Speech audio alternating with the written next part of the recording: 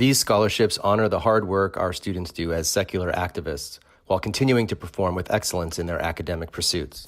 If you are a secular student enrolled in high school or college and have done or plan to engage in some form of secular activism, you may receive between $1,000 and $3,000 to support yourself as you continue your education. This year, we've expanded our scholarship offerings. We are excited to announce the inaugural Zora Neale Hurston Scholarship, presented jointly by Black Nonbelievers, a joint scholarship with Hispanic American freethinkers, as well as scholarships for students going to school in Florida, Tennessee, Oklahoma, Texas, and California. Applications will be accepted between July 22nd and August 31st, 2020. Apply today at the link on your screen. Welcome, and it's really great to have you with us today for this session with two really great scholars of sort of human affairs and religious life on campus, student affairs, did I say human affairs? Student affairs and religious life on campuses, university and college campuses in the United States, which encompasses, of course, ethical beliefs that are non-religious and that sort of operate in that universe of religious life, student affairs. The title of their session today and the title of a recent chapter that they co-authored in a brand new book that they'll, I'm sure, talk about is Black Secular College Students, an Exploration of Margins. So Gordon Maples has previously been staff at Secular Student Alliance, and I'm sure he'll tell you a little bit more about his background.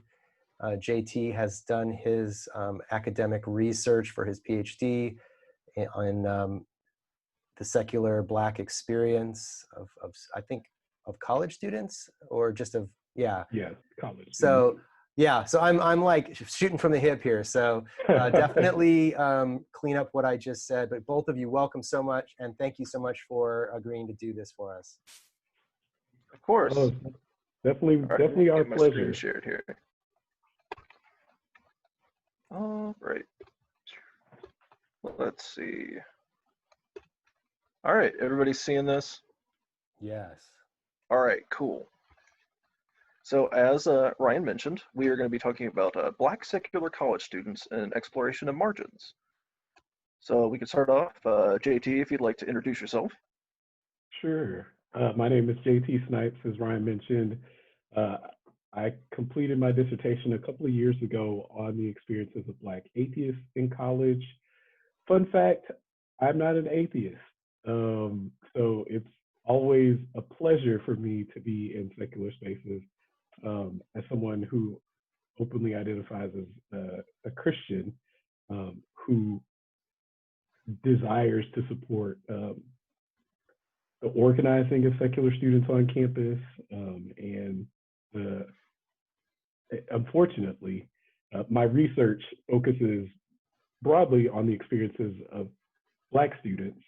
I also look at religion, spirituality, and interfaith in higher ed, and I think about critical theory. So an important concept for me is the way in which Christian supremacy suppresses, marginalizes, and isolates folks who either don't buy into Christian or espouse Christian values.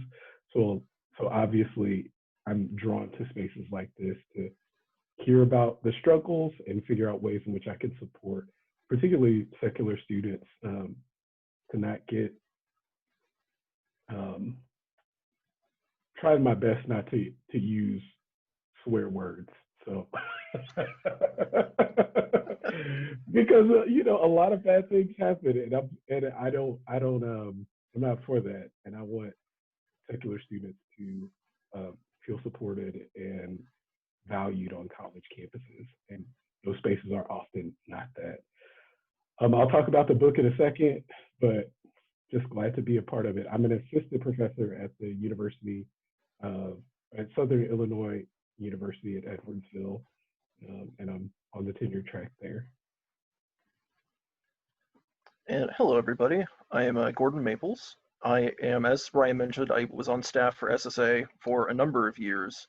I think I was involved with the organization for something like 7 or 8 years. I used to speak at this conference like every year too. It's been a minute though. I'm a PhD student in education leadership, policy, and human development, specifically higher education at North Carolina State University. And obviously with my background, I'm really interested in the experiences of atheist students. But I also have a lot of other sort of eclectic interests within higher education. So yeah, that's sort of my jam. And then today, of course, we're going to be talking about Black secular college students. But first, let's talk about the book. JT, you can take it away and tell us about Remixed and Reimagined. Yes, I would love to talk about this book. It's always awkward. I don't want this to feel like too much of an infomercial, but y'all have to indulge me for a second because I do think the work that is profiled in this book is critical to folks who are interested in thinking about religion, spirituality, interfaith, in higher education. A few years ago, a friend of mine, Sable Manson, who is co-editor of the book, we are working on a project called Digital Faith, and really trying to imagine how students across the board make meaning of their individual religious and or secular beliefs in online environments, and what student affairs practitioners and professionals can do to support the online or virtual space as a place of growth and development. So we were working on an article, and I got the offer to produce a book from one of my colleagues. He had read some of our work and thought, you all should really consider putting out a volume around religion and spirituality writ large in higher education. So this book, as you see from the slide, it's an invitation. We want folks to begin rethinking and reimagining what these categories can look like in terms of religion, spirituality, particularly interfaith and higher ed. Because historically, the way these notions have been framed are deeply rooted in Christonormativity and what my colleague Sashi Edwards calls Christian supremacy. So this volume really tries to help us reimagine what a conversation around religion, spirituality, and interfaith looks like without the Christian trappings of those words. So the book itself is a mix of theoretical stuff. So if you're interested in how scholars could theorize these categories, there is the first chapter of the book invites you into a conversation around what it could look like to reshape those categories. So the first half has several theoretical pieces around it, and then the second half talks more around the personal experiences of specifically marginalized groups on campus as it relates to both religion and secularity. So my chapter, I'm so grateful, Gordon, that you were willing to write this chapter with me. True, an honest moment again, we put out the call, and Gordon was a person that I thought of, that I think about in terms of his work, and was so excited that he said yes, that he'd be willing to contribute to the volume. So the book is on sale. I am going to do the pitch. We have a 30% discount. I'll share the code in the chat box if you're interested. But yeah, that's a little bit about remixing and reimagining faith in higher ed. All right. Anything else to add? Oh, my bad. Go ahead. Oh, classic Zoom right here. Go ahead. It's all you, man. I'm done. All right. So let's talk about our specific chapter and sort of get into it here. Black secular college students and exploration of margins.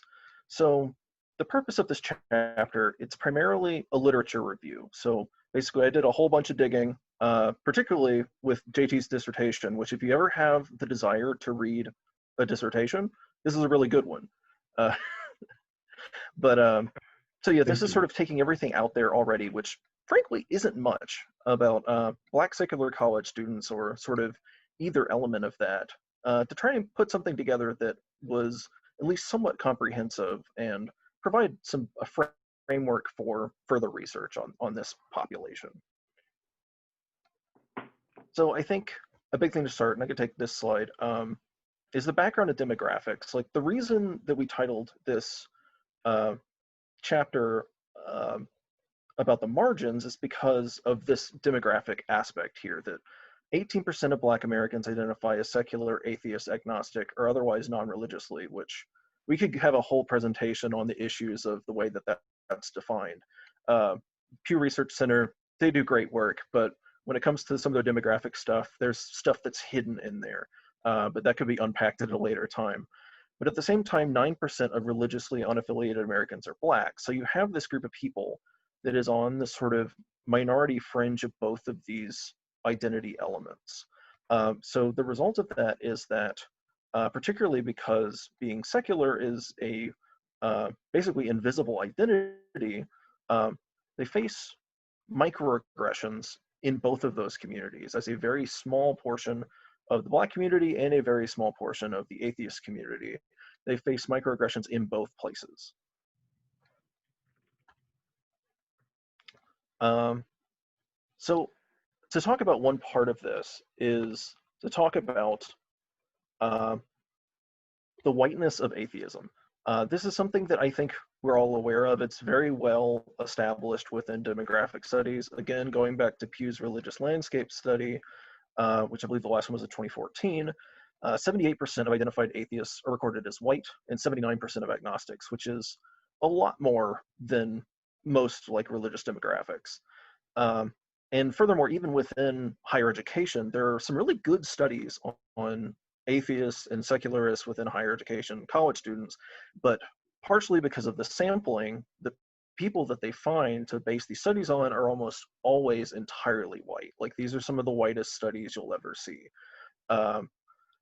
And part of that is because of like a lack of involvement with these clubs, difficulty in finding these groups. But regardless of why, it is a very white-centered sort of area of study.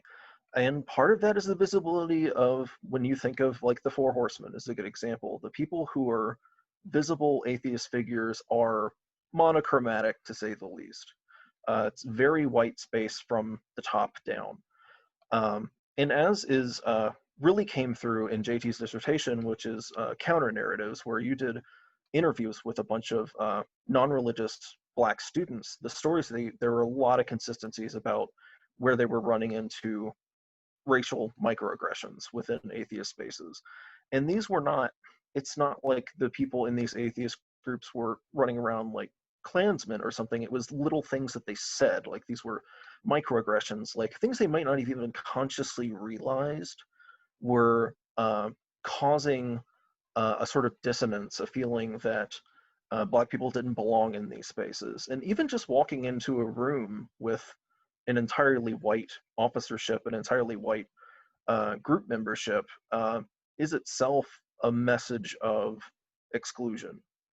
And I actually wanted to share, I was looking around trying to find a really good example of this that really covers this. And Sakifu Hutchinson, who I think is speaking elsewhere at the conference, who is fantastic scholar, had this great article in the Washington Post a few years ago about atheism has a big race problem that no one is talking about. And it really comes through in the things that even atheist organizations and clubs focus on, as far as like focusing on church-state separation, certainly an important thing, but emphasizing things like that over other things is a byproduct of it being such a largely white space and white priorities. I highly recommend reading this, and also pretty much anything by Sakivu. It's fantastic, and there's a lot of really great scholars. Anthony Penn is another one who's covered sort of Black secularists quite a bit. There's a lot of really great work in this area. But I think this is something that is important to be aware of, is that because atheism is so white as a demographic, the priorities of atheist organizations, intentionally or not, have been very white-centered.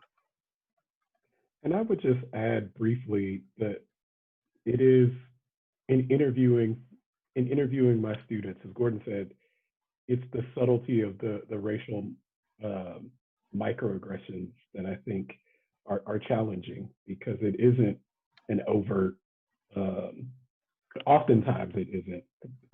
There were some incidents of actual overt racism that I talked with my participants about, but generally it's those subtle jabs. And if you've read any of the work on microaggressions writ large, it's often talked about as death by paper, 1,000 paper cuts, right? So it's these little incidents that over time build up and could be really harmful. Yeah, and I think that gets it. So the next slide I've got here is something that came through a lot, I think, in the interviews in these narratives, is this idea of dissonance among Black secular students. And this is sort of where it comes into play, where that they're at the margins of both of these communities, that there is sort of a perceived incongruence between their faith identity and their Black identity, at least among their peers, but that comes through. And if you're not aware of this, this is talked about a lot in like higher ed spaces and other identity development literature, but Cross's Negrescence model is a model of identity development for Black people. And one of the big elements of that, one of the big steps, is this immersion in sort of Black culture on Black spaces. And when there is this incongruence, it's sort of like it's like an uncomfortable wedge into what should otherwise be a very fluid process. And that definitely has some effects on identity development. I think that is something that is really definitely in sort of your data from the stories and the narratives that you found. Yeah, and I do think it's a challenge when you think about what it. For me, I'll just share my story of coming to Blackness, right? And the Negrescence model literally centers this notion of becoming Black. Like, what does it mean to become Black? And particularly for college students, when we think about traditional age college students and traditional college journeys, so thinking about 18 to 22-year-olds, they're usually asking not only questions about what job they're going to have when they graduate, but who they're going to become. And normally, for me, the way I came to a deeper understanding of what it means, or what it meant for me in college to be Black, was to be around Black people, right? And I joined a historically Black fraternity in Alpha Phi Alpha, and really that experience of being around other Black people, speaking positively into what a Black identity is, helped me feel comfortable. For a lot of my participants, most of them had already, before they came to college, had already chosen to identify, and sometimes openly identify, as a secular. And that created instant challenges for them to ingratiate or to be immersed in Black communities and in Black culture, because what inevitably happens would be folks asking them about what church they go to, or how this is, or minimizing it. This is just the phase you're going through. You're not really atheist. You're going to come around eventually. The blood of Christ can save you. A whole bunch of things that my participants would just get tired of hearing. So in order for them to develop a healthy Black identity, it usually didn't happen on campus. It took the form of seeking out other secular folks, usually in virtual environments.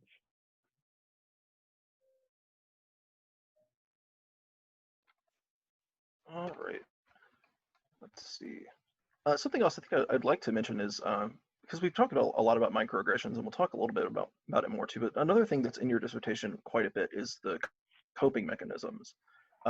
As far as, like, there's a handful of ways that really came through as far as how these students sort of dealt with this frustration of dealing with constantly like, where do you go to church, or this is just a phase, where they might like strike back at it actively, but there seemed to be like a fatigue that sets in, where they might just not address it. They might just like make their identity even more invisible and just let things slide, which I found very interesting. Like, you hear a lot from atheist organizations about how our numbers are not accurate, that we suspect there's more than they're actually reported. And I think that's probably a reason why, should that be true. Yeah, and I mean, I would just add too, there's a way in which we talk about resilience. There's a way in which we talk about like, and this is similar to the conversation about LGBTQ folks, right? Like this notion of coming out. It can be tiring if you are already, if you already have a marginalized identity. The notion that you should be out is something that I wrestle with. I prefer the notion of inviting folks in. How do we call folks into these spaces of our lives, especially with invisible identities, right? You can't look at me and see that I'm a Christian or atheist. My religious identity is something that I espouse to you and I invite you into. So a lot of my students took that approach of, I'm going to invite you into the space. I'm not going to necessarily be out with it all the time. And I think it's just simple survival. It's just tiring enough to be Black. And then you're going to add on this other weight of secularism. So it becomes even more difficult for you to find respite within your own racialized community.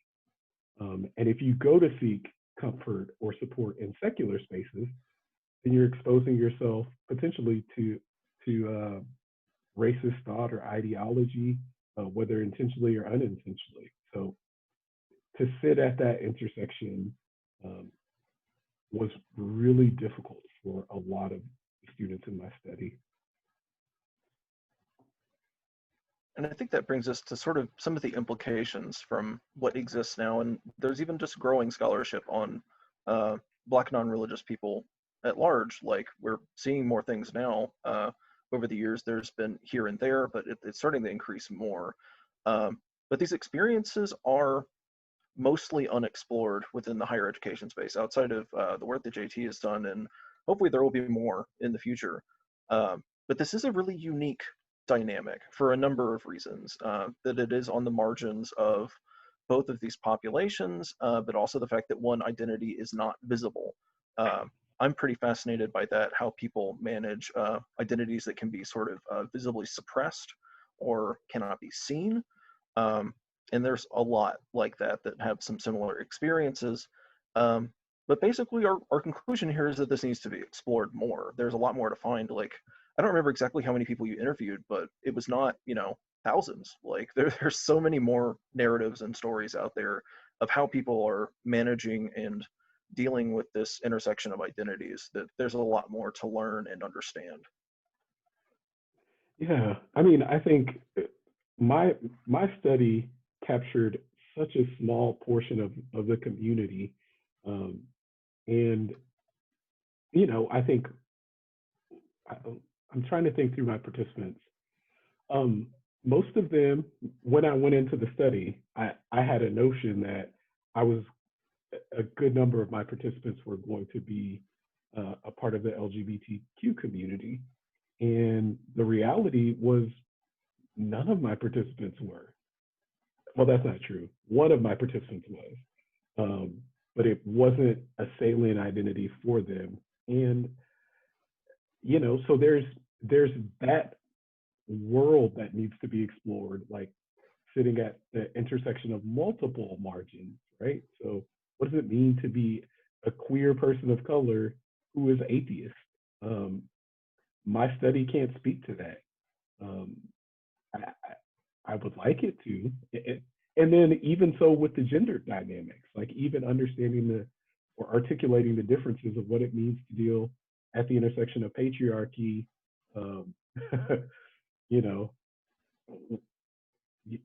Christian Christian hegemony and racism. Like there's so much more to be explored, is what I will say.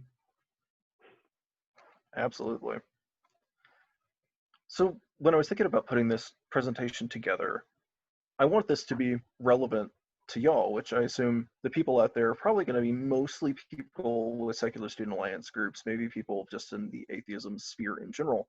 And when thinking about what to take away from this, I think one of the biggest things is about racial microaggressions in atheist spaces. First off, knowing that it's a thing, that's pretty important. And I put on here what to do, and I think part of that is recognizing that they're a thing that will happen, being aware and not doing it yourself, although people will slip up, and knowing what to do when you are called out on it.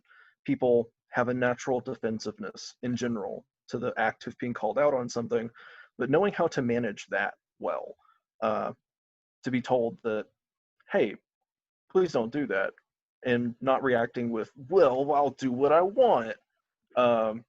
Yeah, that's not the way to do it. Particularly people in leadership positions, this is very important because you don't just represent yourself, you represent the space.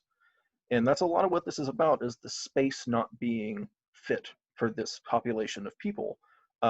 And that's a huge problem. I mean, people throughout my time with SSA always ask, like, how do we get more diversity in our group? And it's a complicated, simple question that has a lot of dynamics involved. That has to do with the power dynamics of the people in leadership, the behavior of the people in leadership, and as I mentioned, even just the visibility of when you walk into a room and everybody's a white guy, that sends a message without a word being spoken.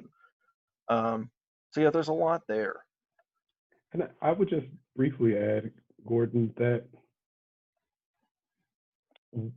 what I encourage, especially in this moment where there's so much racial unrest across this country, I think issues of race are fraught right now.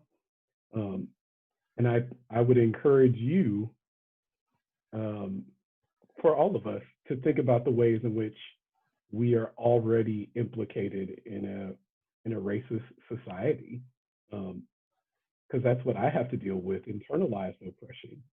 Because some of the viewpoints that white folks hold about Black folks at times have seeped their way into my consciousness, to where I will think about Black as less than if I am not consistently interrogating my own belief structures. So it's not, no one is free from this, right? Like, we are all implicated in a racist society. And I think there are increasing number of resources that can help you begin to do the work of understanding the ways in which racism has shaped American society. I think the 1619 Project from the New York Times is a really great space to start thinking about how race has been embedded in American life and society from its inception. Yeah, I always try to think of it as like cultural arsenic that's sort of fed in doses in everything in our culture. So it's just everywhere. It's in everything. But yeah, and that's something that just white folks in general, we have to be aware of. Like that's the first step in it, is to know that it's a thing, that racism is part of really all of us through our society. And connected to that, the other thing I really would encourage Secular Student Alliance groups to do is to address racism and state your values in your actions. And that means like your programming. And to give an example of that, there are a lot of racist pseudoscience in history. And that is something that I do not see secular groups really address a lot, whereas that is absolutely within the wheelhouse, like explicitly, of what these groups do. Like, you could talk about phrenology, or even the ethical issues of like the Tuskegee experiment. There's literally so many examples of like pseudoscientific or ethical travesties in history that are worth understanding and addressing. Not to mention just supporting, sending the message, like in the same way that someone walks into a room and that's all white people, that sends a message. If you walk into a room and you know it's on the agenda to talk about trying to support the local Black Lives Matter protest or something like that, I mean, that also sends a message. So really stating your values as a club and knowing what your values are, that's another problem I saw a lot, is that groups never talked about what do they stand for. And making that explicit and clear can go a really long way. I think it would be really powerful to see secular students for Black lives, right? Like how are your communities in solidarity with Black folks? Because as an undergrad, you know, I was heavily involved as a student. And one of the questions that my white friends would ask in other organizations is, how do we get more Black folks to participate in what we're doing? And the answer often was not something that people liked. Like, you got to know us, you got to spend time in our organizations, and you have to work with us. And I think if you want more Black students in particular to be a part of your secular groups, what is it about your organization that speaks to Black culture in any meaningful way? What is it about your organization that communicates it's a safe space or a thriving space for Black students to want to be a part of? More students of color in general, is there something that is speaking to that population in how you are approaching your work? If not, you should not be surprised that there are no Black students in your organization. If in this moment you are not talking about police brutality, I would argue that your organization is not a safe space for Black students, because that is what is on. In the past and hopefully in the future will advise the Black Student Union, and I teach in our student affairs program, and that's the thing that my students are asking me about right now. How do I deal with this trauma, this heavy trauma of seeing Black folks being killed all on my timeline? And if you aren't able to speak to that in this moment, you're not equipped to support Black students. So Yeah, a very, very good point. I mean, there's something I observed throughout the years of working with SSA is a lot of secular student alliance campus groups have a habit of being very isolated in general from the campus at large, which is not good for your group's longevity or its health, nor is it good for really standing up for what needs to be stood up for. It's a good idea literally all around to try to build bridges with other organizations on campus and in the general community. And this is a perfect example of like something that you should be doing anyway. But yeah, that sends a message. Like if you are collaborating with like a Black Student Union or any other kind of group on campus, it means that your doors are open and that you are stating your values through your actions. And just a word about collaboration, specifically with the Black Student Union.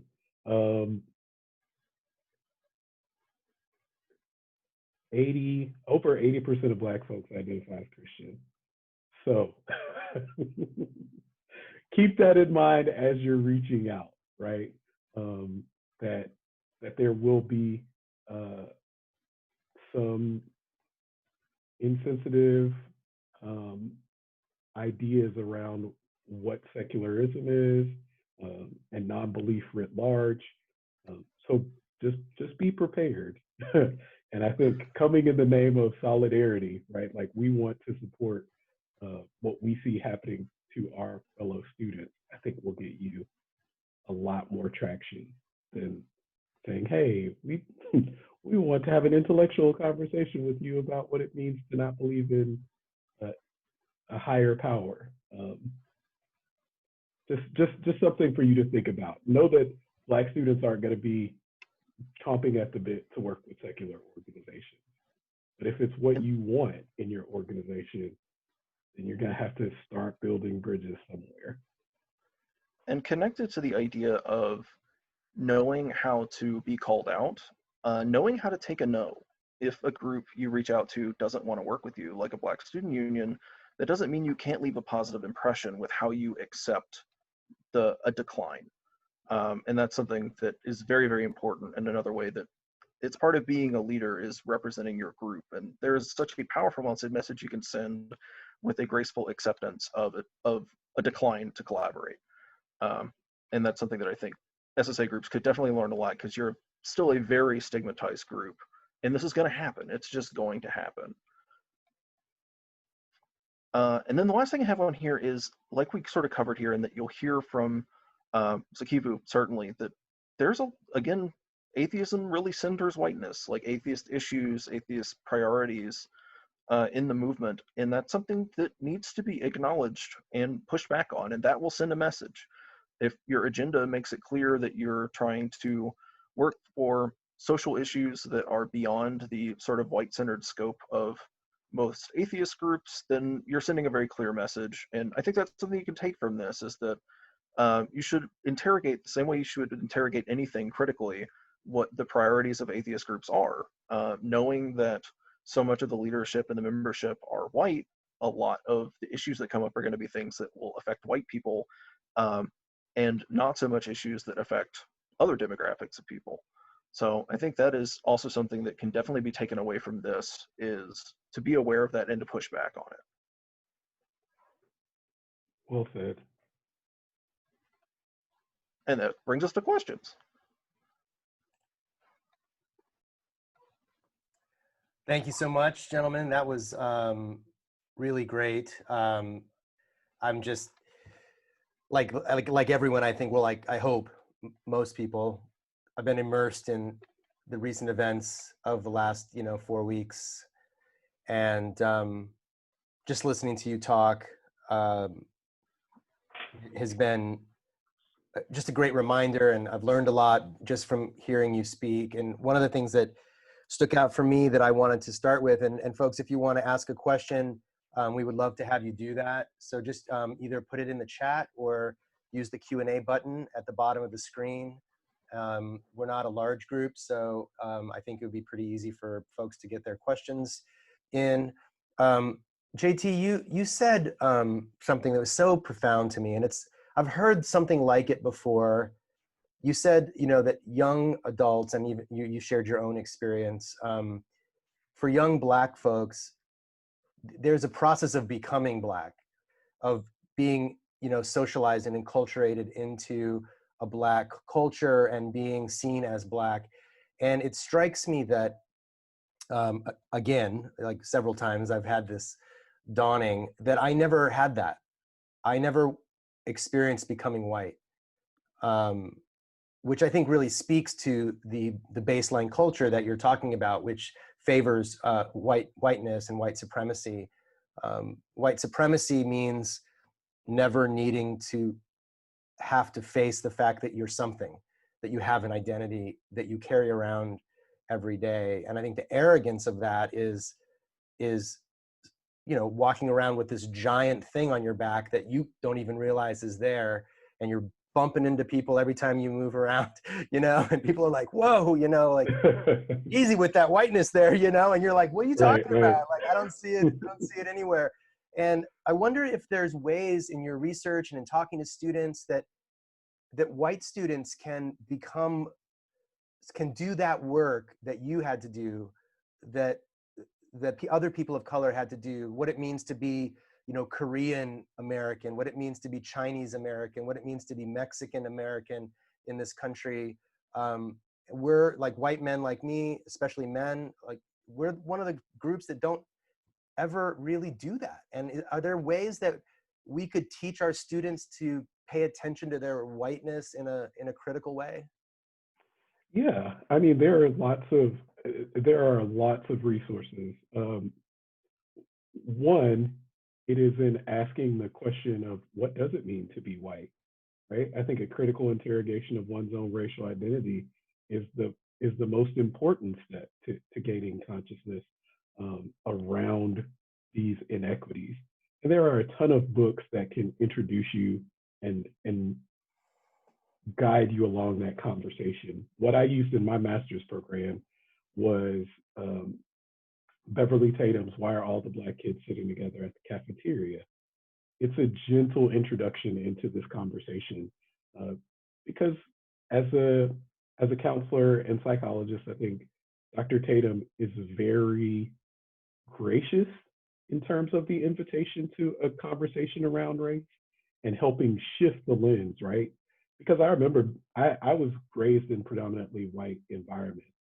So I was part of the group of Black kids sitting at the table where everyone is like, oh, why are you? And I would have my white friends ask me, like, why are you sitting with the Black folks? And it was never a question for me. And I never questioned, like, well, why are you always sitting with white folks? Right? Right. Like, why is the onus on me when we talk about integration and coming together? It's always the disintegration of Black communities and integrating them into spaces of whiteness. Um, so I think Beverly Tatum's book is a good one. Also, Robin DiAngelo's work on white fragility is a really great space to open up conversations around why it is so difficult to engage in conversations around race with white folks and white men in particular. You guys are like the poster for like resistance and and actually anger, like white rage around these issues of talking about race. Yeah. So I think those are really easy ways of, or not easy ways, but like a good starting point. And if you're not an academic, like basically asking questions about your cultural history, because I think the ways in which we can begin to deconstruct white supremacy is to recognize where we come from. And I had a friend in my master's program that would say, you know, white folks sold their soul to white supremacy. And in that, what she says essentially is that white folks lose their cultural history and heritage, right? Because there isn't conversations in connected to whiteness around this, right? So really exploring the question of your ancestry and eliciting stories of that history. So one of my colleagues at SIUE is Italian, and asking him, his dad immigrated to the States, so he has a much closer connection to the home country, and there's a way in which he is separate from American conceptions of whiteness because of that connection to his Italian heritage directly. And I think for white folks, exploring those narratives of integration into the United States can create levels of compassion, open up spaces of reflection to really connect across lines of difference. Yeah, and you were talking, Gordon, about ways to connect to secularism. And one of the things that occurs to me is that secular people and atheists in particular love to talk about cognitive biases. They have long charts of different cognitive biases, and we talk about Robin DiAngelo specifically talks about as many sociologists do about the blindness that white people have to their own racial identity. And I wonder have you seen any people use the idea of cognitive biases to begin to self-interrogate their white identity and begin to break that down, see it as contingent? So what I would say first is that I mentioned that JT's dissertation is fantastic. If you have the impulse to want to read a dissertation, that's a great one. Another one I recommend is Zach Foste's, who is a professor over at University of Kansas, also at higher education. And his is a very similar dissertation in that it is very narrative focused, but it's on white students and how they conceive of and sort of think of whiteness. And I read his dissertation not long ago, and it is very fascinating. And as far as ways to interrogate your own biases as a white person, seeing your rationalizations and mental processes about whiteness reflected in research, it lets you take a step back and see what it actually looks like from a scholarly angle. And there's other ways to do that as well, but I think there is a default part of the whole white supremacy is white default assumptions that white is non-race, that white is the default. And stepping back from that, it acknowledges whiteness as a thing that has its own elements to it that I think that, like what you were saying, that white identity development doesn't exist really, that we don't think about it. I think it does, but it doesn't happen very often. I think white stays as a non-salient identity for most white people because of the privileges around it. Whereas there is a process of coming to grips and coming to terms with what a white identity means. And it's not what people think it is. It's about understanding the privilege elements. It's about understanding the power dynamics and trying to manage that and understand that better. So that's really where I think that comes in as far as thinking about the cognitive biases that come from being white. It comes from trying to counteract that, comes from reading and listening and sort of elevating the voices of people that are not blinded by their own whiteness, really. And that could be scholars, lots of people. The JT just shared the citation for Zach Fosty's really great dissertation that I highly recommend. That's awesome. And I think we have the thing set so that you can save the chat. If you just click those three little dots in the chat area, you can actually save it to your hard drive and go back to the chat and refer to it later too.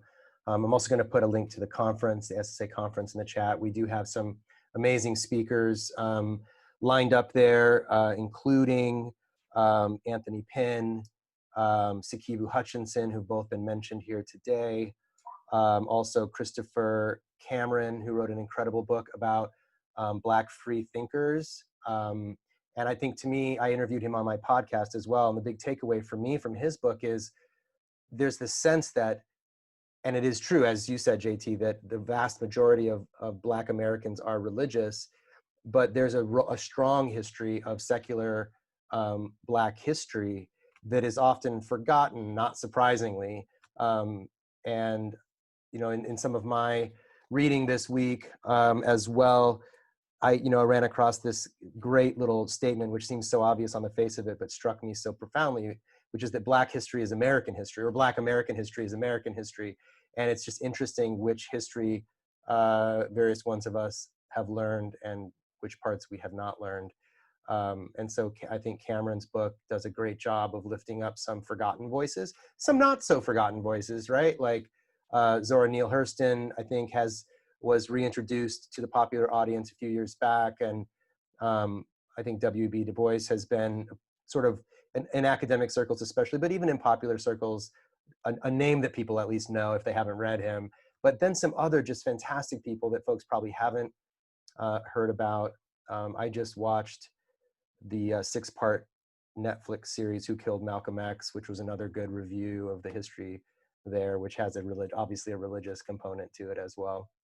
One of the things that we found in one of our most recent surveys of our students and alumni, which really kind of surprised me, is that 40% of our respondents said, and it wasn't like a scientific sample, it was just sort of like people chose to take the survey, they saw it and took it. 40% of our respondents said that they were identified with some community of color. And yet we still, I think, see a predominance of whiteness even in the Secular Student Alliance, clearly 60% or more. Are there some practical steps that our students could take to be more inclusive? I know you've mentioned a few of those already.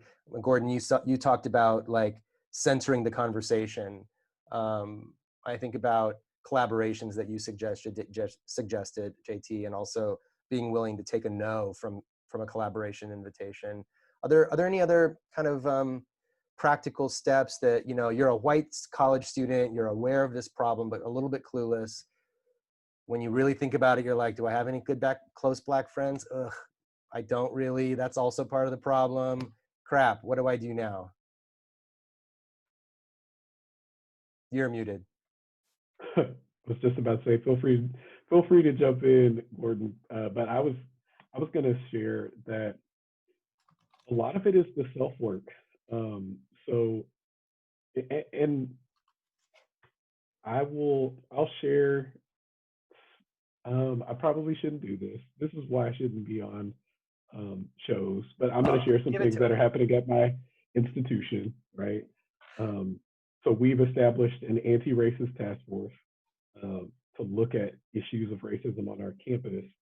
And one of the things that I am pushing Now, the good thing about this task force is that it is multiracial, and it is very diverse in terms of position. It represents a really diverse cross-section of the institution. And one of the things that we have to do as leaders is to have an honest conversation about how we're even thinking about race, right? Because so much of this conversation is assumed, we miss out. And I think it's worthwhile for you as an organization to talk about what race means. Where are you collectively? Because I think that conversation in itself opens up possibilities to understanding who you are as a collective of folks, and then what ways are we actually ready for a racially diverse group? Because I'll be honest with you, I'm very protective of Black students, and I don't want to send them into spaces that are going to further marginalize them on the off chance that they can find connection based on their secular identity. That's not it. And one of the things that my dissertation bore out is that my students didn't want that. So what ended up happening is that they would go and visit the Student Secular Alliance, and in good faith would try to be a part of it. But because of the racial microaggressions, it's like, I can't, I'm not even being paid, right? Like, this is not my responsibility to train you to be a good white person in the world, right? And it's not, the cost of that sort of education is not worth it to them. So I think there is, in terms of leadership development and leadership theory, right? One of the things that we talk about is motivation and capacity, building leadership capacity.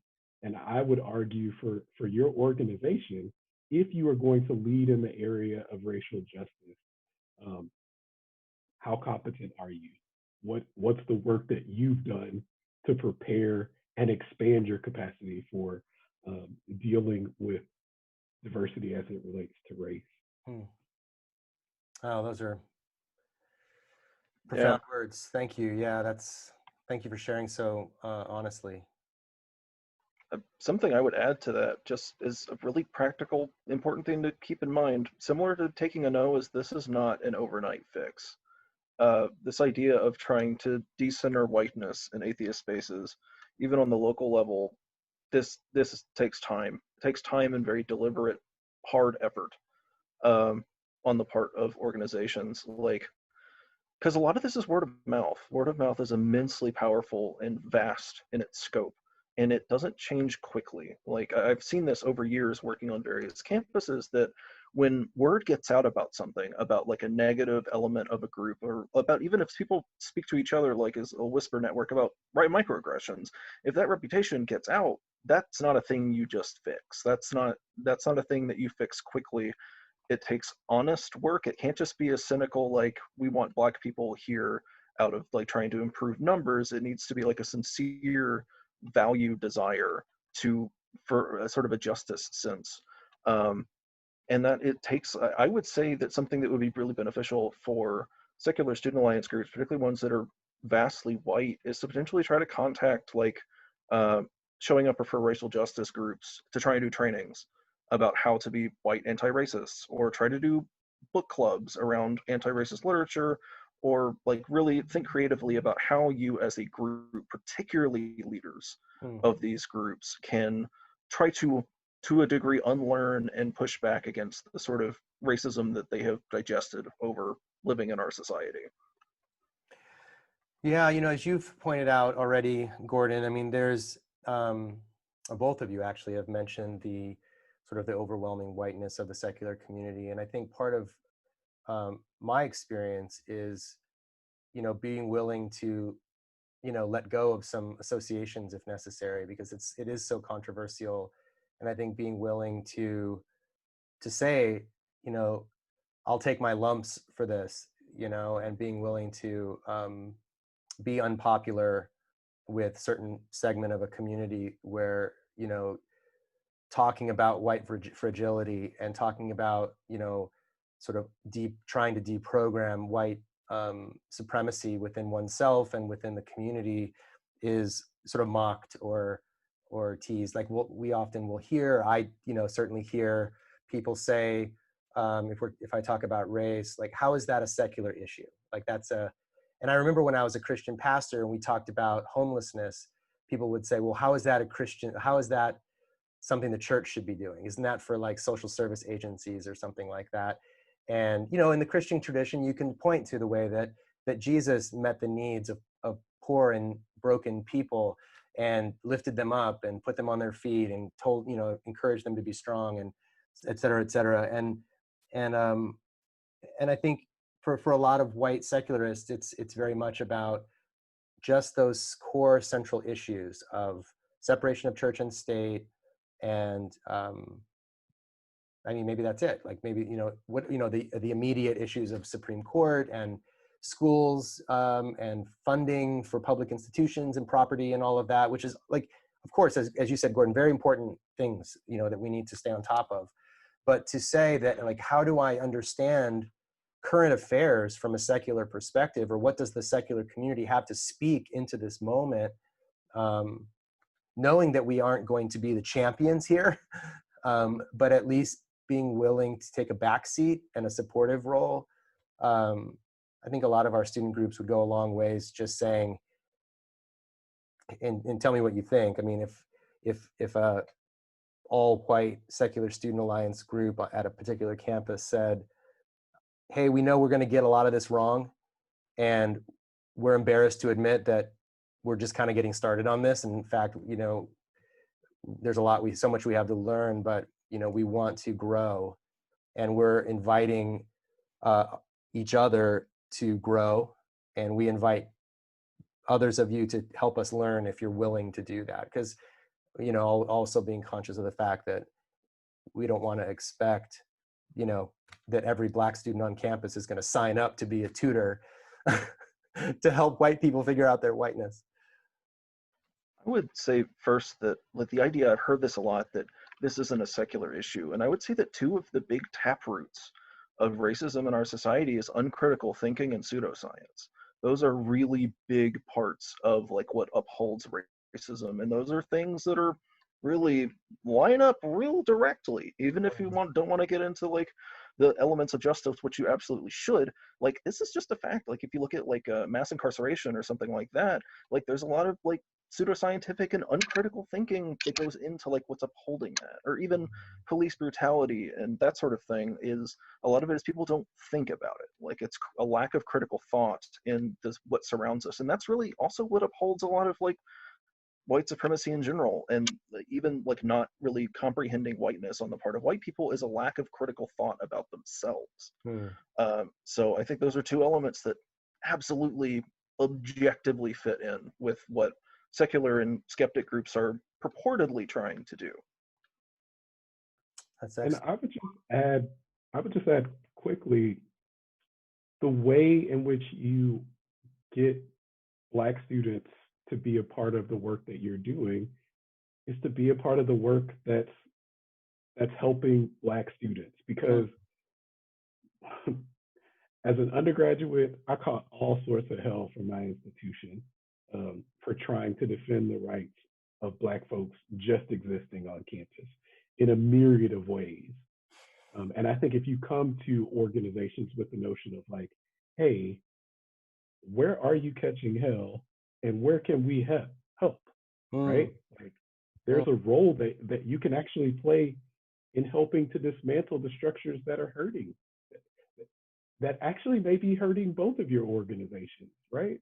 Because there's a way in which smaller organizations, which are usually secular and culturally based organizations, are being marginalized by the institution.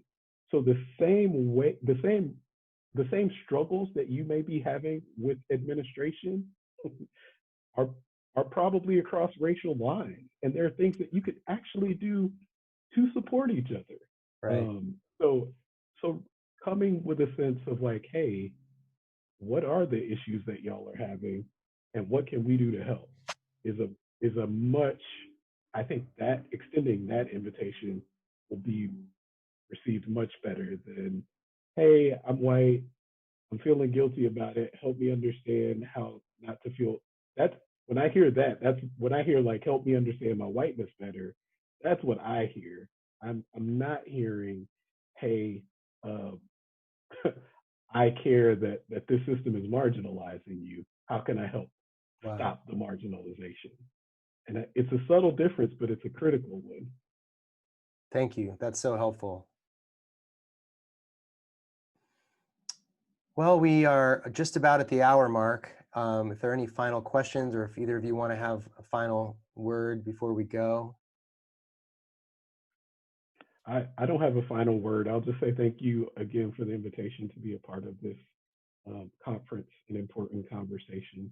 And I appreciate the work that y'all are doing. Thank you.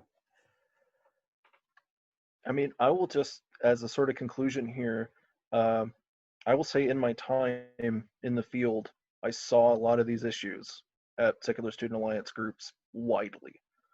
This is not just a thing that's in the academic sphere. This is a thing that's happening in SSA groups actively. Like JT mentioned this as well. Like this is a thing. It's an absolutely a thing that is a practical thing that's happening in SSA groups that groups need to be aware of and start doing the work. Because again, it's not an overnight fix. It's going to take a lot of deliberate, hard effort to turn things around. It's like turning around a frigate of some kind. Well, thank you to both of you for your work on this, and you know, that's been going on for many years, and will continue, I hope, and for being willing to come and share with us and our students. We hope we'll continue to be in conversation, and we are definitely committed as an organization to improving the lives of our students from whatever backgrounds they come, and making sure that they have a safe place on campus to be heard and welcomed and enter into relationships with one another. And this is a huge part of that, as you both so well said. So thank you again for being here. And thank you to the audience for tuning in. And we'll definitely check out the rest of the conference. You can find it on our website, secularstudents.org.